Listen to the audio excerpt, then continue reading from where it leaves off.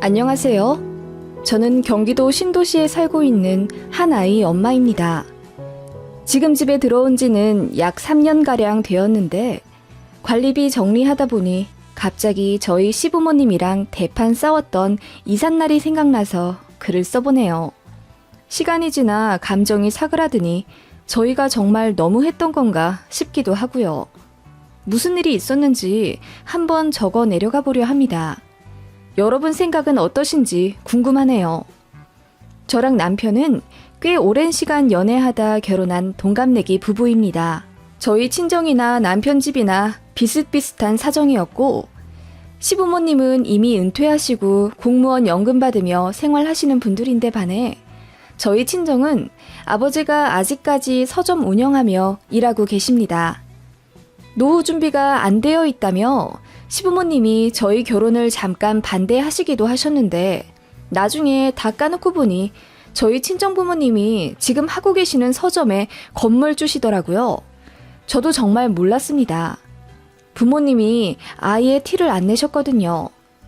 물론 지방이고 건물도 3층짜리라 그렇게 헉소리 날 정도는 아니지만 그래도 자산으로 따지면 몇십억 있으신 거고 시댁은 알고 보니 연금이랑 살고 계신 아파트 말고는 아무것도 없으셨습니다. 물론 이것도 대단하신 거라는 걸 알지만 저희 친정부모님 무시하셨던 예전 생각하면 별로 곱게 말은 안 나와요. 시부모님은 저희 집이 알고 보니 알부자라는 사실을 알고 결혼 허락을 하신 것 같아요. 아무리 생각해도요. 아무튼 그렇게 결혼을 했고 저희 친정에서 1억, 남편 쪽에서 8천만 원 도움받고 남은 돈은 저희 부부가 디딤돌 대출받아서 수도권의 어느 전세 빌라에 들어가 신혼을 시작했어요. 2년쯤 신혼 보내다가 임신을 하게 되었고 1년 뒤에 아기 낳으니 친정에서 저희더러 좁은 빌라 말고 넓은 아파트 가서 살라고 하시더군요. 돈도 조금 보태줄 테니 저희더러 알아보라고 하셨는데 그렇게 하게 되면 저희 친정에서는 시골에 있는 땅을 파셔야 했어요. 당장 융통할 현금이 딱 그 땅밖에 없는데 제가 알기로는 그쪽에 조만간 고속도로 관련해서 호재도 있고 이래저래 묵혀두면 좋을 곳이라고 친정 부모님이 상의하시는 걸 들었거든요. 그걸 저도 알고 있는 터라 괜히 손해보실까봐 좀 걱정되더라고요. 그래서 아이 좀 더 클 때까지 빌라에서 살면서 청량 노려본다고 말씀드렸습니다. 당시 빌라가 18평이었는데 아이 하나 키우기 나쁘지 않았거든요. 그리고 결혼할 때 1억이나 해주셨는데 그것도 저는 참 넘치게 받았다고 생각하거든요. 더 손 벌리기 싫기도 하고 저희 남편도 저랑 같은 마음이라 정중히 거절한 건데 그걸 저희 시댁에서 어떻게 아신 거예요. 저희 친정에서 아파트 이사 가는데 돈 보태준다고 하신 걸 제가 거절했다고 노발대발 화내시더라고요. 아니, 친정에서 주신다고 하면 감사히 받겠습니다 하고 덥석 받을 것이지. 무슨 체면 차린다고 그걸 안 받니? 너도 참 어리석구나. 요즘 같은 때에 집 사기가 얼마나 어려운데 청약 넣으면 뭐 대뜸 되는 줄 알아? 저도 그건 아는데요. 이미 친정에서 많이 받기도 했고 저희도 돈 벌고 있는데 굳이 또 친정에 손 벌릴 이유가 없다고 생각해서요. 그리고 저희는 아이 하나만 낳을 거라서 초등 입학 전까지 여기서 살아도 상관없어요. 너 지금 너희 친정에서 돈 더 받았다고 시댁에 눈치 주는 거니? 그래, 우리가 너희 친정보다 덜 해준 건 사실이지만 굳이 그걸 입 밖으로 꺼낼 일 있니? 그리고 뭐? 애를 하나만 낳아? 누구 맘대로 하나만 낳니? 그렇게 중요한 문제를 시부모한테 덜렁 통보하는 게 말이나 되니? 네 친정에서 그렇게 가르쳤어? 어머님, 어떻게 그렇게 말씀하세요? 제가 언제 시댁이랑 친정 비교했어요? 그냥 친정에서 돈 많이 받았다고 한마디 드린 게 그렇게 기분이 나쁘신가요? 그리고 가족계획 문제는 저희 남편이랑 상의해서 끝낸 거예요. 저만의 의견이 아니라 남편 뜻도 따박따박 말대꾸 하기는 됐다, 시끄럽다. 그래, 그냥 니들 맘대로 알아서 살아. 하찮은 시부모한텐 연락도 할 필요 없어. 니들끼리 알아서 살아. 라고 하시며 시어머니가 엄청 분노하셨던 일이 있어요. 그러시면서 8천만 원 해준 거 다시 갚으라 하시더군요. 남편이 씩씩대며 일부 대출받아 그 돈 바로 갚더군요. 그리고 이제 시댁 가지 말자고 하던데 저도 어머님과 대화하며 화가 많이 났기 때문에 사과드릴 필요도 없다고 생각했고 남편도 마찬가지였습니다. 본인 어머니에게 너무 실망했다며 어머니가 먼저 연락 안 하면 우리도 할 필요 없을 것 같다고 하더군요. 그렇게 명절 4번을 보내는 동안 서로 왕래가 없었습니다. 이대로 연 끊어지나 했는데 어머님께서 밤에 울면서 먼저 연락을 하시는 바람에 다시 연이 이어나가게 된 거죠. 제가 카톡에 저희 아이 사진을 일주일에 한두 번씩 올려가며 바꾸곤 했는데 그걸 매일 보셨나 봐요. 애는 커갈수록 이뻐지니 만나고 싶지. 저희랑 왕래도 안 하니 심심하고 그러셨는지 결국 애 같아신 시어머니가 먼저 손을 내미시더군요. 그것도 미안하다고 사과하신 것도 아니었습니다. 그냥 언제까지 연락 안 하고 살 거냐길래 저희도 이건 아니다 싶어서 그냥 다시 왕래하게 된 거였어요. 어른한테 악착같이 사과받기도 뭐하고 그렇게 그냥 얼렁뚱땅 넘어갔던 일이 하나 있었네요. 이 사건만 얘기해도 저희 시댁과의 관계를 대충 아시겠죠? 어머님은 본인 성격이 직설적이라고 하시며 저한테 막말 엄청 하셨어요. 친정 은근히 깎아내리는 건 당연하고 남편이랑 연봉 엇비슷했던 저에게도 여자가 굳이 남자만큼 벌면서 기죽일 필요 있겠니? 우리 아들 버는 걸로도 셋이 잘 먹고 잘 살 텐데 굳이 그 어린애를 어린이집에 보내가면서 일할 이유가 뭐가 있냔 말이야. 그냥 셋이서 먹고 살 정도로만 벌면 되지. 무슨 부귀영화를 누리겠다고 가족들 힘들게 하면서 일하니? 그 시간에 네 남편이랑 아들 챙기고 챙기는 김에 시부모도 챙기고 그러면 좀 좋니? 어머님, 저까지 안 벌면 집을 어떻게 사나요? 그리고 요즘 같은 시대에 맞벌이 해야 저희 아이도 하고 싶은 거, 배우고 싶은 거 다 하고 살죠.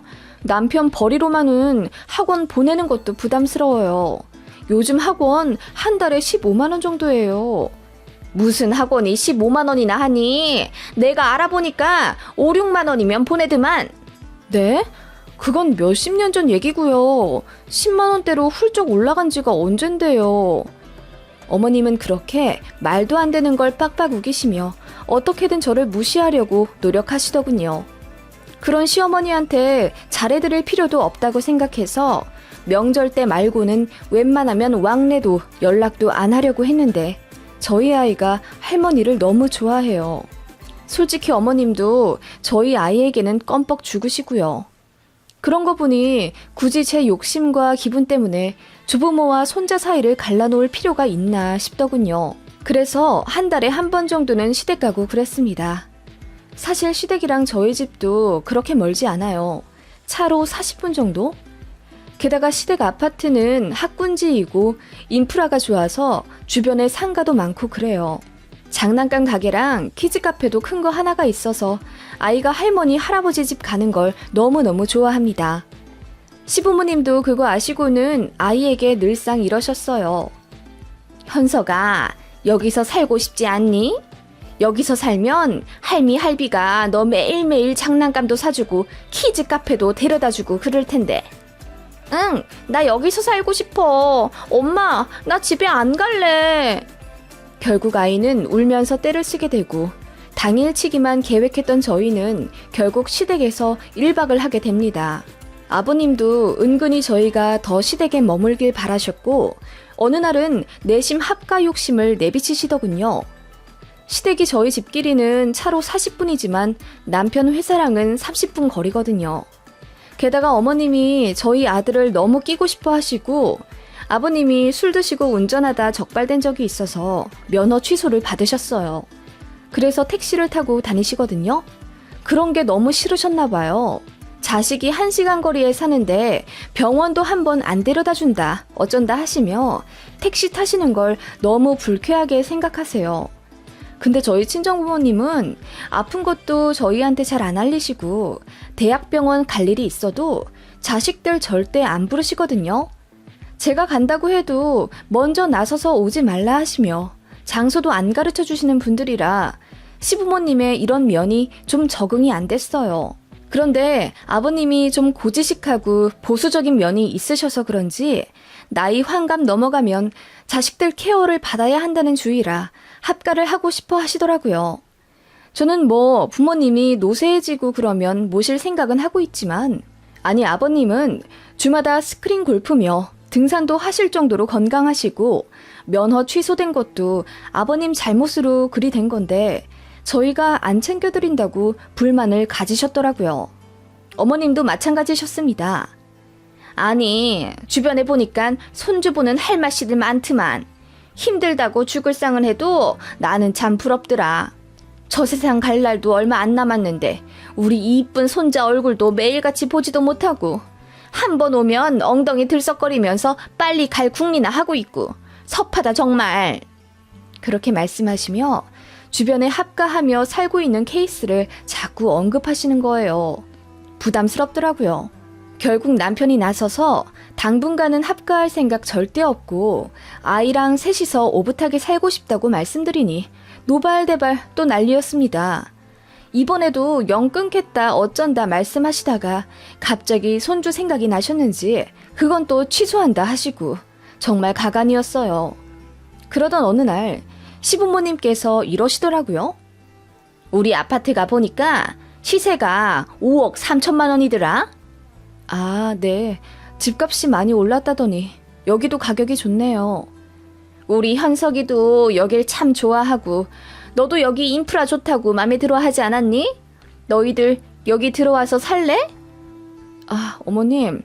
저번에도 말씀드렸다시피 저희 합가는 아직 합가가 아니고 너희만 들어와서 살라는 얘기야. 니네가 이 집을 살라는 말이지. 네? 저희가 이 집을 매매하라고요? 응, 너희한테는 싸게 팔게. 그리고 우리는 저기 바닷가 근처에 주택 하나 사서 거기서 살란다. 안 그래도 영감이랑 시간 날 때마다 가서 보곤 했는데 괜찮은 집이 마침 집을 내놓겠다 하더라고. 2억 정도에 내놓는다는데 우리도 아파트 생활 언제까지 할지도 모르고. 아, 그러세요. 근데 저희는 내년부터 신도시 청약 노리고 있어요. 어머님 말씀대로 될지 안 될진 모르지만 그래도 넣을 데가 많다 보니 가능성이 없는 것도 아니고요. 집 내놓으시면 부동산에 내놓고 마음 편히 매매하세요. 그래도 남한테 파는 것보다야 우리도 니들한테 파는 게 좋지. 그리고 싸게 해줄게. 니들한테는 4억에 해주마. 네? 5억 3천짜리를 4억이요? 그래, 너 우리가 너희 친정보다 적게 해줬다고 속으로 욕했지? 이번에 우리가 더 해주는 셈 치고 4억에 이 집 가져가. 좀 살다가 청약되면 그때 차익 니들이 챙겨서 이사 가든지 말든지 하고. 아니 어머님, 그러실 거면 아예 전세를 주시는 건 어때요? 물론 저희도 생각은 해봐야겠지만요. 전세는 내가 주기 싫어. 그런 거 신경 쓰는 거 싫다고. 어머님은 막무가내 전세 말고 매매로 진행하고 싶다며 저희를 설득하시더군요.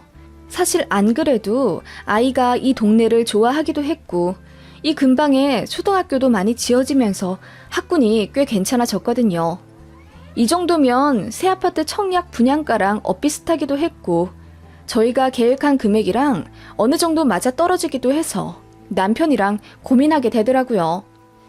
게다가 시부모님이 자진해서 이 동네를 떠나신다고 하니 솔직히 흔들리지 않을 수가 없었습니다. 하지만 법이 그렇게 호락호락하지도 않을 거고 증여세나 양도세 폭탄 같은 걱정도 들었기 때문에 그 점을 우려했더니 아버님께서 그거는 걱정할 필요가 없다고 하시더군요. 내가 잘 아는 부동산 중개업자가 있어. 그 사람한테 200 정도 찔러주면 알아서 잘 처리를 해준다고 하더라고. 편법이니 뭐니 해도 요즘은 다 그렇게 한대. 암암리에 자식한테 그렇게 해준다더라. 그렇게 두 분이 입에 침이 튀도록 저희 부부를 설득하셨고 결국 저희 부부도 고민 끝에 시댁 아파트를 매매하기로 했습니다.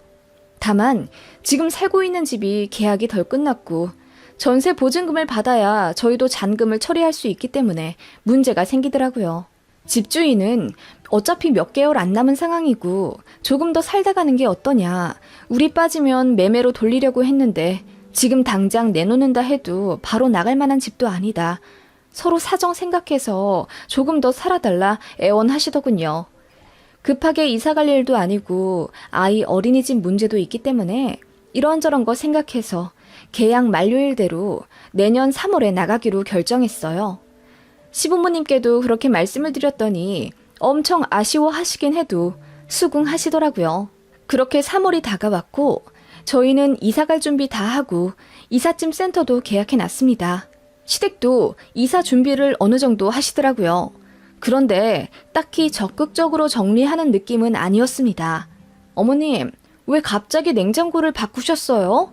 이사 가서 바꾸신다고 하시더니 새 냉장고 이삿짐 센터에 맡기면 기스나고 망가지고 그런다고 거기 가서 바꾸신다고 하셨잖아요. 그게 홈쇼핑 보니까 이번에 엄청 싸게 나왔더라고. 그래서 빨리 샀지 그냥. 그런 식으로 살림을 버리셔도 모자랄 판에 새 살림을 더 들이시더라고요. 게다가 침대도 바꾸셨어요. 두 분은 원래 돌침대에서 주무셨는데 이번에 패밀리 침대로 바꾸셨더라고요. 킹 사이즈랑 슈퍼 싱글 사이즈 붙인 크기로요. 안방이 꽉 차더라고요. 두 분 주무실 건데 뭐하러 이렇게 큰 걸 사셨냐 하니 나이 들어서 그런지 서로 붙어 자는 게 싫다고 웃으시더라고요. 뭐 다 이해는 하는데 이사 한두 달 남기고 그런 식으로 가구를 바꾸시는 게 이해가 잘 안 갔습니다. 게다가 어머님은 이삿짐 센터에 불신이 있으신 분이라 가구 기스나는 거에 엄청 예민하시거든요. 아무튼 대망의 3월이 왔어요. 시댁에서 먼저 짐을 빼신 다음 날 저희가 들어가기로 했습니다. 이래저래 상황 때문에 시댁 바닷가 집은 시댁에서 미리 대출을 받아 이틀 정도치 이자 부담하며 잔금 치른 다음에 저희한테 돈 받으면 은행에 상환하기로 했어요. 그렇게 저희도 시부모님이 매매하실 계획이라는 그 바닷가 집도 다 같이 차 타고 가보기도 했습니다. 주변에 뭐가 있는지, 도로는 괜찮은지 저랑 남편이 나름 꼼꼼하게 살펴봤어요. 시부모님은 저희더러 오버한다며 멋쩍어 하셨고요. 그때 알았어야 했는데. 아무튼 저희 이사 가기 며칠 전 바닷가집 계약 잘 하셨냐고 안부차 여쭈으니 그렇다고 하시더라고요. 그리고 이사 간다고 하시는 날 저희가 도와드리려고 남편 휴가까지 빼려고 했는데 손살에 치면서 두 분께서 하실 수 있다고 거절하시더라고요. 솔직히 이해가 안 갔습니다. 자식들 케어받는 거 좋아하시고 이런 일에 자식들이 당연히 도와야 한다고 생각하실 만한 분들인데 그 힘든 이삿날 저희를 오라고 하지 않는 게 좀 이상하다 생각은 들었어요. 그래도 아이 때문에 정신이 없기도 했고 워낙 강경하게 반대하시기에 저녁쯤 전화나 드리자 싶더군요. 그렇게 이사 끝나셨을 때쯤 저녁에 저희가 전화를 드렸습니다. 어머님, 이사는 잘 끝내셨어요? 저희가 좀 가서 도와드린대도요. 뭐 도울 일이 뭐 있어. 장정 5시 와서 옮기는데. 뭐 됐고 내일 모레 이사나 잘 들어오너라. 네, 어머님. 정말 청소는 따로 안 불러도 될까요? 그럼 내가 다 치워놓고 왔어. 너희 집만 넣으면 돼. 저는 어머님의 그 말만 철석같이 믿고 저희도 전세 계약 만료 이틀 전 이사 시작했습니다. 아이는 친정에 잠시 맡겨놓고 남편이랑 새벽부터 이삿짐 꾸려서 아침 9시에 시댁 아파트로 출발했어요. 이삿날 당일은 저희 전세 계약 끝나는 날이라 오전 9시 땡 되니 전세 보증금이 들어오더라고요. 그걸로 그 다음날 아파트 매매 계약하기로 구두 계약이 되어 있었습니다. 그러니까 짐부터 먼저 들여놓고 아파트 계약을 하게 되는 거죠. 아버님 아는 중개업자 통해서 일 처리하는 거라 계약금도 필요 없고 그냥 편하게 계약하자 하셨고 저희도 시부모님이나 뭐 돈 떼먹을 상황이나 못 믿어올 타인관계도 아니었기에 좀 루즈하게 대처했던 건 사실입니다. 어머님이 거기 가서 가스레인지며 TV며 다 살 거라고 시댁에 몇 개 가구랑 가전을 두고 가신다길래 그거 감안해서 저희도 살 거 사고 버릴 거 버리고 했습니다. 아무튼 그렇게 이삿짐 센터 트럭 타고 시댁 아파트로 들어갔어요. 어머님이 알려주신 대로 비번을 쳐서 들어갔는데 이게 웬걸? 그 집에 어머님이 계시더라고요. 어머님, 여기 왜 계세요? 제가 놀라 반문하며 현관 입구로 들어섰는데 집을 둘러보고 저는 기절 초풍할 수밖에 없었습니다. 짐이 대부분 그대로 있었어요. 작은 방 2개는 다 텅텅 비어있긴 했는데 안방이랑 거실, 그리고 부엌은 거의 그대로 있더라고요. 제가 놀라 물었죠. 어머님, 왜 짐을 다 안 빼셨어요? 저희 이삿짐 이제 들어와요. 아니, 왜 안 빼셨어요? 저희 어떡해요? 그랬더니 어머님이 태연하게 이러시더군요. 너희들 큰 짐은 냉장고 하나밖에 없지 않니? 그 자리는 내가 빼놨어.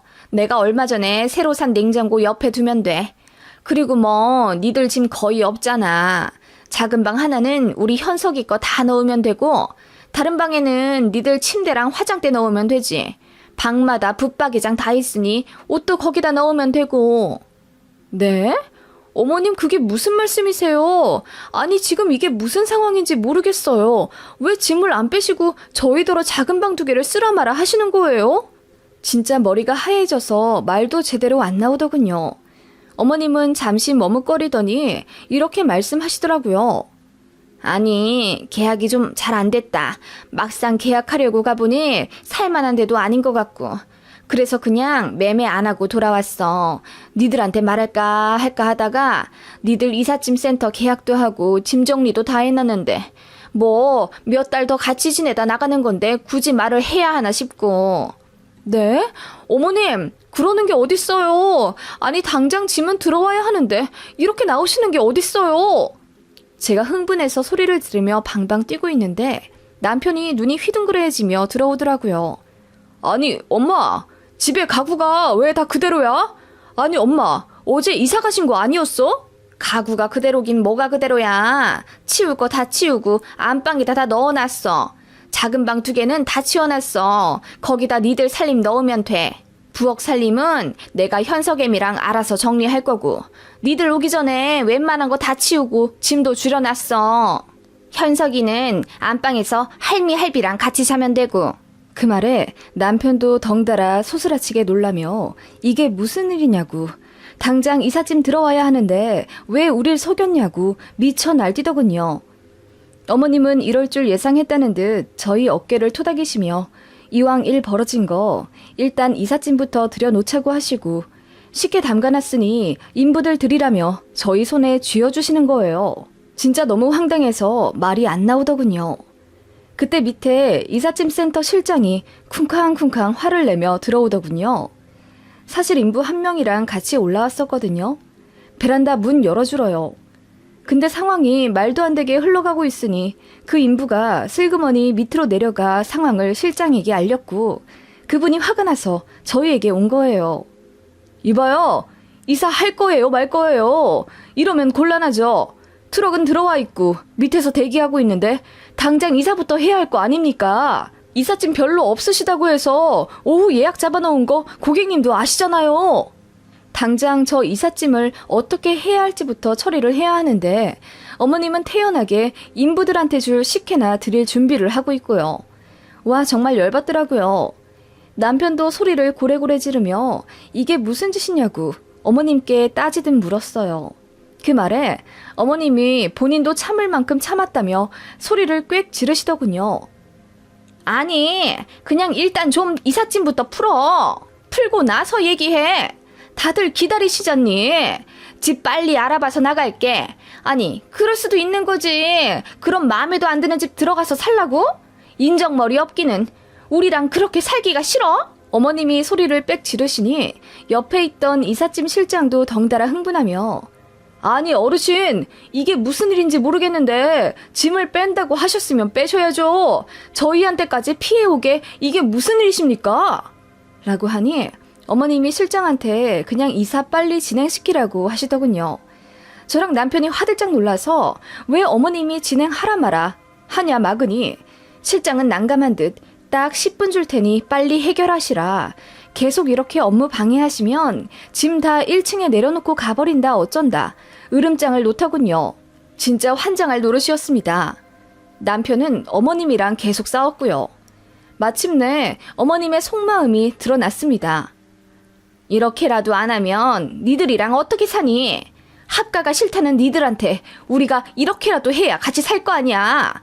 그리고 솔직히 니들도 좋은 거지. 전세 보증금 빼서 목돈도 들어왔을 테고 여기서 좀 살면서 돈 모으다가 나가라고. 그러면 되잖아. 네? 어머님, 그럼 저희랑 합가하려고 이런 일을 벌이신 거예요? 저희는 어안이 벙벙할 수밖에 없었습니다. 어머님은 횡설수설 하시더니 일부러 그런 건 아니고 그냥 어쩌다 보니 그렇게 됐다 어쩐다 하시면서 얼머무리시더군요. 저는 어이가 없어져서 그 자리에 주저앉아버렸어요. 밑에서는 이삿짐 올리라 닥달하지 진짜 너무 혼란스러움 그 자체였습니다. 그렇게 우리랑 같이 살기가 싫니?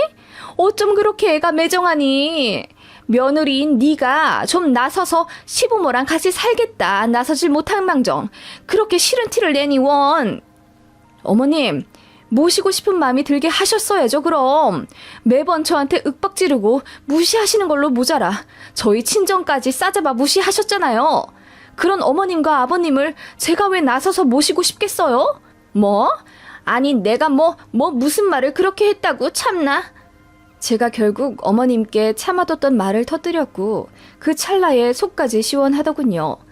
어머님은 연신 제가 오해한 거라고 어이없어 하셨고요.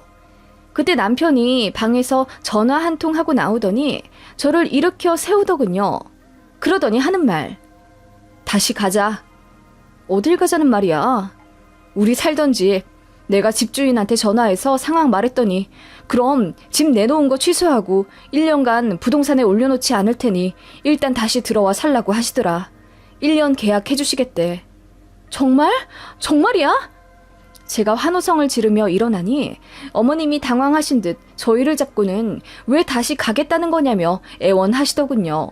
어딜 간단 말이야. 짐은 다 싸놓고. 아니 그냥 여기서 살면 되는 거잖아. 누가 뭐래니? 어? 니들이 지금 화가 나서 그러는 건 이해한다만 애를 생각해봐. 이 집으로 이사 오는 걸로 알고 있을 텐데 얼마나 실망하겠니? 응? 내가 잘해줄게. 니들 불편하지 않게 잘해주겠다고. 그렇게 어머님은 저희 아이까지 언급해가며 또 저희를 흔드시더군요. 어찌나 말씀을 잘하시는지 그 말에 또 흔들리는 제 자신이 미울 정도였어요. 결국 남편이 딱 잘라 다시 돌아가겠다고 했고 한마디 덧붙였어요. 엄마, 다시는 우리 볼 생각하지 마세요. 어떻게 자식을 떡 주무르듯 마음대로 하려고 하십니까? 저도 와이프 낯볼 면목도 없어서 이제 진짜 엄마 아빠 못 보겠어요. 해도 너무하시네요. 정말 실망했고 다신 보러 안 올 겁니다. 집에도 찾아오지 마시고 연락도 하지 마세요. 라고 하더니 제 손을 잡고 내려가자 하더군요. 어머님은 벙찐 듯 집에서 멍하니 서 계셨고요. 결국 이삿짐 센터 설득해서 다시 전에 살던 집으로 되돌아왔어요. 아이는 하루 정도 울고불고 난리였지만 자전거 한 대 사주니 눈물 쏙 들어가더군요. 신랑 말대로 시댁이랑은 아예 연 끊었고 전화도 다 차단했습니다. 사과한다고 집까지 찾아오셨지만 문전박대했어요. 사과 받기도 싫더라고요. 아버님은 문전박대 당한 게 괘씸하다 느끼셨는지 본인도 이제 저희 안 본다 선언하셨고 그 가운데서 어머님만 똥줄이 타서 엉엉 우시는 목소리가 들렸습니다. 저희는 그렇게 그 집에서 살다가 신도시 청약 당첨이 되었고 집주인께서 사정을 헤아려 주신 덕분에 입주 전까지 그 집에서 잘 살다가 지금 집에 들어온 거예요. 친정에서 모든 얘기 듣고는 불같이 화를 내며 시댁에 전화한다 어쩐다 하시는 걸 제가 말렸습니다. 신경 쓸 필요도 없을 것 같아서요. 저희를 딱하게 생각하신 친정부모님은 마침 땅도 시세가 올라서 팔만한 가격이 되었다며 부동산 정리를 하시곤 저희에게 잔금 치르라며 목돈으로 도와주셨어요. 감사하게 받았고 저희는 빌렸다고 생각하며 다 갚아드릴 생각입니다. 그리고 부동산에 바람이 불어 시세가 엄청 올라 집값은 현재 3배 정도 가격이 뛰었고요. 아이는 신도시에서 적응 잘하고 친구들도 많이 사귀며 행복한 생활하고 있어요. 저도 재택근무하면서 돈 벌고 있고요. 남편도 집 가까운 지점으로 새로 발령받아서 쾌적한 직장생활 하고 있습니다. 지금은 다 잘 된 것 같아요.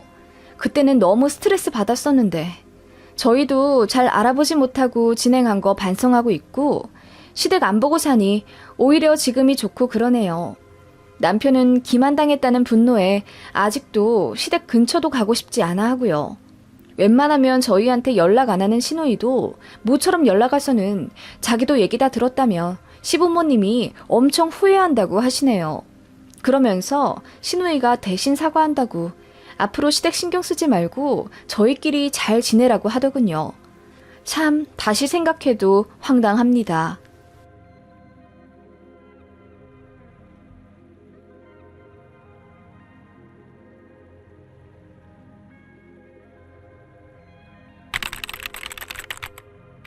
안녕하세요. 지난 명절에 시댁 갔다가 밥상 앞에서 시댁 가족들 얼굴 전부 허옇게 질리게 만든 며느리입니다.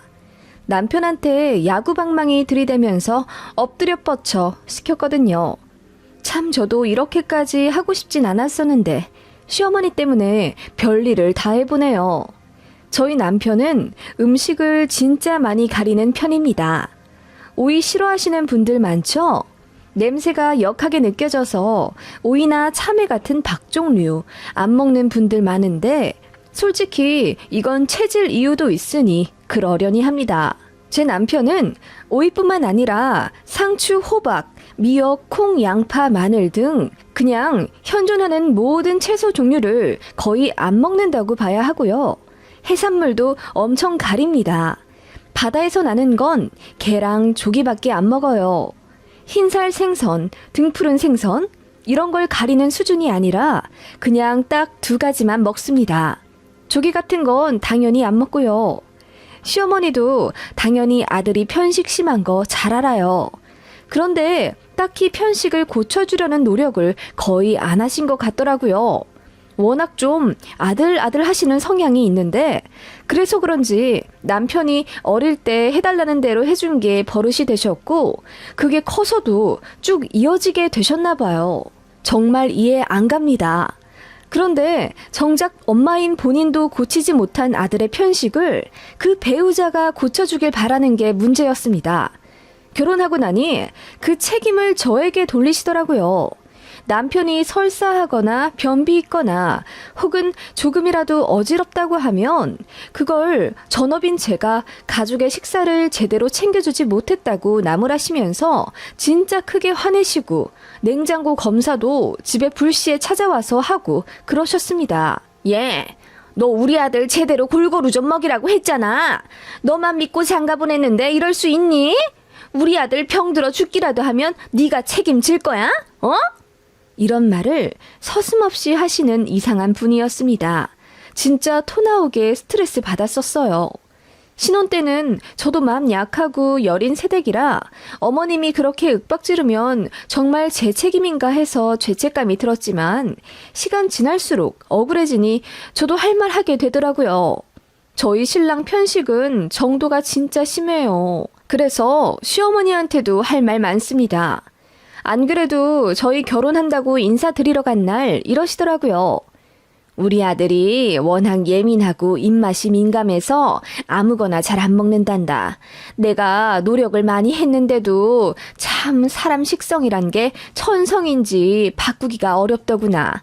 그래도 결혼해서 너 먹는 것 따라 우리 아들도 이것저것 잘 먹고 그러겠지? 네가 조금만 신경 써준다면 내가 애미로서 정말 고마울 것 같구나 라고 하시더라고요. 이건 엄청 교양 차려서 한 말씀이었고요. 막상 결혼하고 나니 남편 식습관 때문에 열받는 것보다 어머님 때문에 더 짜증났어요. 결혼하고 한 2주쯤 되었을까? 남편이랑 처음으로 같이 장을 보러 간 적이 있는데요. 신혼부부로서 처음으로 같이 팔짱 끼고 마트에 간 거라 저는 너무 설렜어요. 알콩달콩 뭐 먹을까 상의하는 드라마 같은 모습을 상의했는데 이건 웬걸. 제가 집는 것마다 남편이 인상을 찌푸리며 도로 내려놓게 하더라고요. 하다못해 김 한 장도 제대로 못 샀습니다. 나는 이런 조미김 엄청 싫어해. 미역 같은 냄새 나잖아. 아니 오빠, 김 싫어하는 사람 처음 봐. 김이 싫다고? 내가 너랑 사귀면서 김밥 먹는 거 봤어? 나 김 싫어. 미역도 싫고 해산물 다 싫어해. 그럼 나는 김에 밥 사 먹고 싶은데? 비린내 나는데. 네가 먹고 싶다고 하면 내가 참을게. 하면서 저에게 양보하는 듯한 뉘앙스를 풍기길래 진짜 황당했던 기억이 있습니다. 그렇게 얼떨결에 남편 식성 위주로 장을 보게 됐고 집에 와서 살펴보니 한숨만 나더라고요. 아니나 다를까 그날 장 본 걸 어머님이 어떻게 아셨는지 전화를 하시더라고요. 제 생각에 남편이 그날 카톡에 저희 마트에서 셀카 찍은 걸 프로필 사진으로 올렸는데 그걸 보고 아신 듯해요.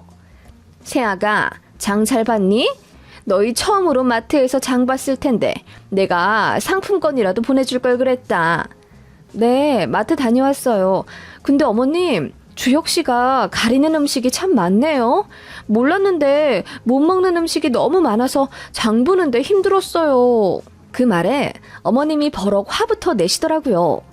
가리는 음식이 많다고? 너 벌써부터 나한테 우리 아들 흉보는 거니? 그건 예의가 아니다.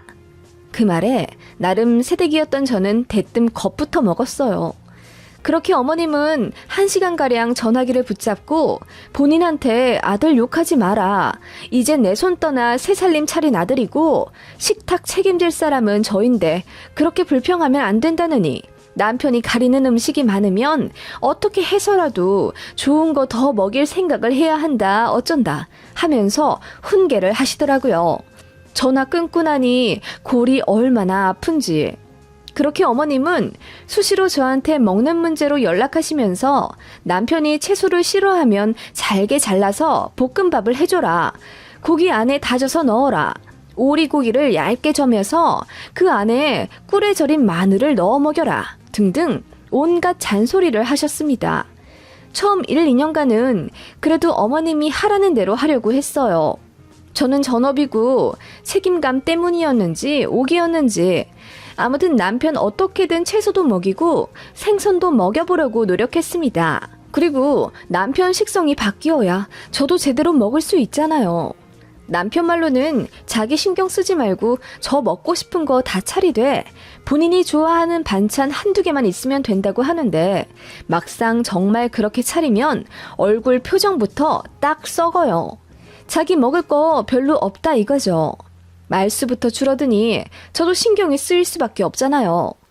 그래서 남편 좋아하는 소세지, 햄, 돼지고기 이런 것만 일단 서너 개 차리고 저 먹을 채소 반찬 같은 거 같이 곁들고 그럴 수밖에 없더라고요. 국이요? 모든 국에는 대부분 채소가 들어가잖아요. 양파든 파든 그런 거요. 남편은 일단 마늘 냄새부터 싫어하기 때문에 제대로 된 국이나 찌개를 먹을 수조차 없었습니다.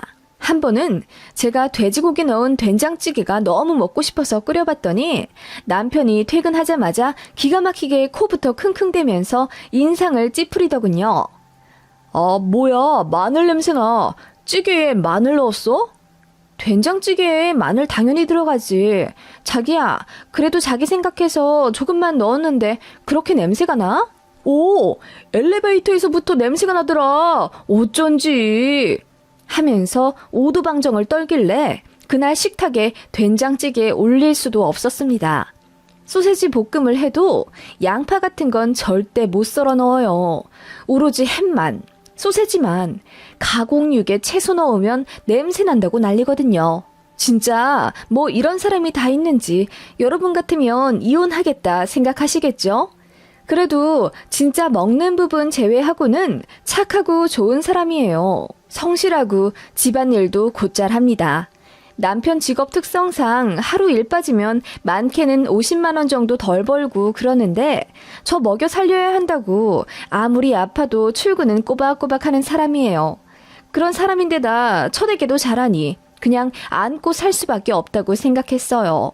게다가 식성이나 식습관 같은 건 같이 살면서 천천히 바꿔나가면 된다고 생각했고요. 다만 어머님의 개입이 너무 지나치니 더 짜증이 나는 거죠. 남편의 편식을 연애할 때는 몰랐냐고요? 알긴 알아도 이렇게까지 모든 음식의 10분의 9가량을 안 먹는지는 몰랐어요. 연애할 때는 파스타집이나 피자, 설렁탕집 등 식당에서 밥을 먹었고 메뉴판에서 본인이 먹고 싶은 거 고르면 그만이니까 솔직히 음식 가리는 걸 잘 몰랐습니다. 나중에 알고 보니 못 먹는 것도 일부러 눈 딱 감고 먹고 그랬다네요. 시어머니가 시키셨대요. 저한테 장가 가고 싶으면 일단 가리지 말고 다 먹으랬대나 뭐라나. 남편은 저 만나기 전에 3번 정도 연애를 했었는데 항상 음식 가리는 것 때문에 차였다고 나중에 고백하더라고요. 그래서 저한테까지 차일까봐 억지로 먹고 화장실 가서 토한 적도 2번 있다고 하던데 진짜 이 정도면 사기 결혼 아닐까 싶습니다. 웃으면서 농담했지만 살면 살수록 진짜 남편 때문에 힘들었어요. 애 낳고 나서는 그래서 남편 때문에 늘 3번 요리했어요. 아이용 이유식, 남편용 반찬, 저 먹을 것 하면서도 진짜 이게 뭐 하는 짓인가 현타 와서 힘들었고 남편한테 그냥 아무거나 좀 먹으면 안 되냐고 애원도 하고 화도 내봤지만 남편은 자기는 평생 이렇게 음식 가리면서 먹고 싶은 것만 먹으며 살아왔고 총각 시절 본인 엄마도 자기한테 맞춰줬기 때문에 식성을 바꿀 생각이 없다고 하더군요. 그래서 한 번은 정말 부부싸움 크게 했습니다. 제가 육아에서 제일 신경 쓴 점이 아이의 편식이었어요. 지 아빠 닮아서 음식 가리고 그러면 안 되잖아요. 건강도 건강이지만 저는 음식 가리지 않고 이것저것 잘 먹는 게 융통성 있는 사회생활의 첫 걸음이라고 생각해서요. 아무튼 그래서 아이 앞에서 일부러 우리 애기 양파 좋아하지? 많이 먹으면 피도 깨끗해지고 건강해져. 가리지 말고 많이 먹자. 라고 하며 아이가 골고루 먹을 수 있도록 얼마나 피나는 노력을 했는지 모릅니다. 그럼에도 불구하고 남편은 요즘같이 먹을 거 넘쳐나는 시대에 음식 좀 가리면 어때서? 주연아, 괜찮아. 양파 먹기 싫으면 안 먹어도 돼. 파 먹기 싫으면 남겨. 안 죽어. 이런 식이었습니다. 때문에 아이가 한 4살 될 때쯤 어린이집에서 연락이 왔는데 아이가 식사하는 시간에 친구들 앞에서